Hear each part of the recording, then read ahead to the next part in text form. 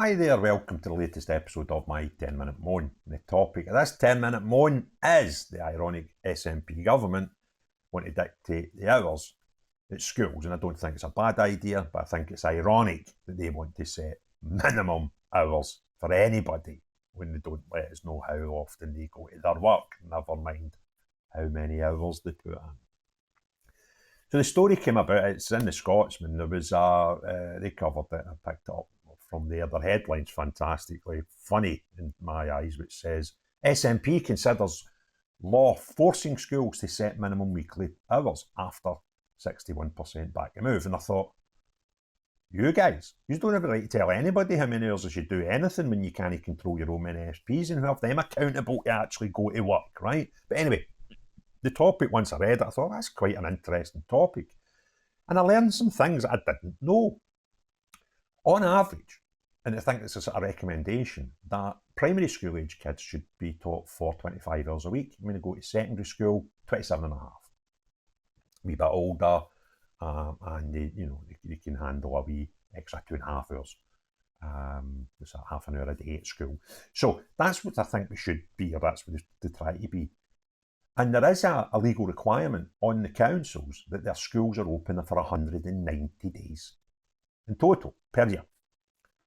However, the odd bit, and I found this a bit bizarre, that it's 2025 and there's no actual recommendation or legal requirement to how many hours out of those 190 days they are open and kids are at school. I thought that's a bit bizarre. But when they started talking to people, individuals, like parents and things, were more likely, that's where the sort of 61% came from, that said, yeah, we should have minimums, right? So that, and I think the common sense and logic applied is, it shouldn't matter your postcode. Your kids should have the same opportunities in education. And you could have differences, even a couple of hours down in one and a couple of hours up in another would make a massive difference over the life of a child at school. The amount of total days that they would have, hours that they would be taught for. So it seems logical to me that you sort of just set a standard and that's it. However, it was bodies and organisations like councils and stuff that were less likely to buy into this minimum hours, right? And I found that a bit bizarre. But the councils, now what's happened is the councils are all, most of them, if not all of them, are struggling with teachers now. Teachers' numbers are low. So I think it was 183 million the government put into allowing help get more teachers and get on its, the sort of minimum standards back up for teachers in terms of numbers of teachers. And I'll come back and talk about the way teachers are dealt with, because it's pretty bizarre what happens in reality when you've got a tight budget on teachers. So they're like no one to accept it. And I'm like, well, why is that? Well, obviously why it is. If the schools are open longer, you've got staff, teachers, costs, lights, heating, all of that. So if you have 10% extra hours, then you would imagine the overall cost to run these things would be 10% more. So that's probably why they are not jumping on to this and saying, yeah, that's great, because common sense and logic would suggest that is clever. They would just have a set. You might want to change your hours. Some schools want to start at 8:30 or 9:15. Doesn't really matter. Some schools have, don't finish at the same time throughout the week. Fridays tend to be like shorter days and things. So, but as long as they're doing the 25 and the 27 and a half hours, how it's broke up could be left to even each local region, but even at school, each school could decide. But that's where we're at, right? And it reminded me, it was actually my son that enlightened me to how teachers get jobs as teachers. And it seems ridiculous to me. So what they do is, you go away and you study hard and you get your qualifications to be a teacher. And in the last few years when you're specialising, you're guaranteed a year's employment at the end of it. So you've got all these kids, young adults, going into the system to hopefully become school teachers, when you consider it's an industry that we've got a shortage of, right? So it's good that all these kids are getting in and studying to become our next teachers. But what happens is, because they're guaranteed this 12-month job at the end of it, and the local councils don't have excesses of money to spend in teachers, after the 12 months, they part them.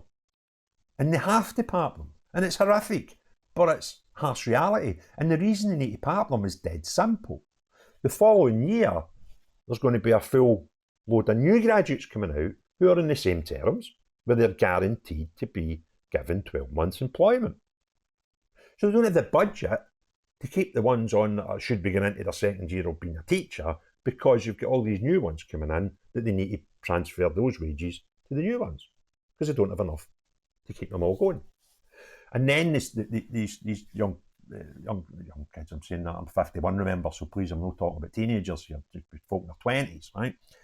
So these young adults, as they become, end up having to go into the bank teaching type stuff, where they're guaranteed no work in year 2. It's not that the councils don't want them, it's not that the schools don't think they could be good teachers.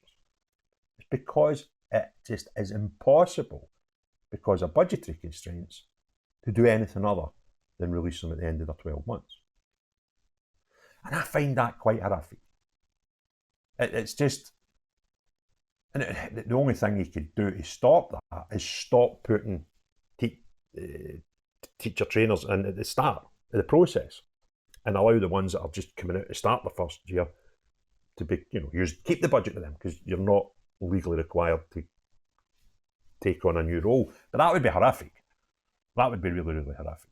So what we kind of need to do is we kind of need to find the figure, whatever it is, and just support the local councils in doing it. Now, it might be, because this is something I've always been barking on about, it might be that the councils have got wastage that they could find the money from within their own budgets, but they'll argue not, because the councils always just give me more, right? That's what they do.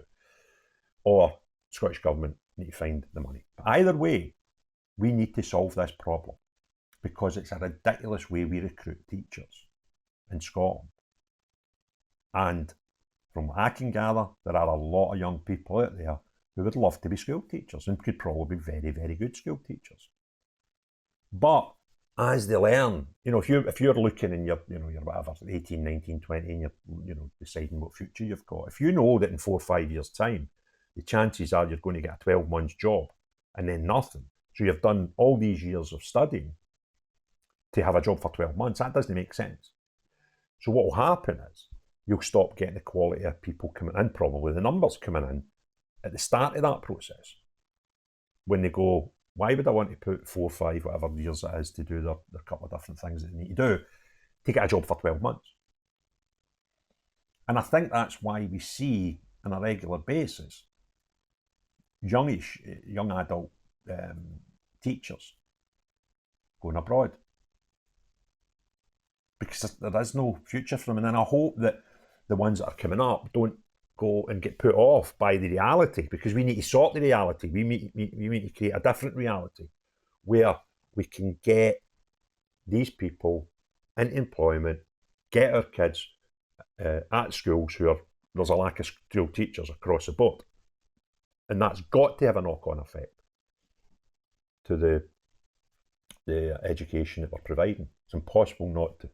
So please sort the job out. If you enjoyed the video, please give it a thumbs up. If you've not already done so, please hit the subscribe and the notification bell. And comments below, please. I always enjoy that. But I found it ironic that this whole notion of this video was started by a headline that suggests that the SNP want to tell anybody, rightly or wrongly, that they should work minimum hours, when they don't preach that to the people in their own party and the government. However, have a great day. Cheery bye now. Everyone else, have a great day. Cheery bye now.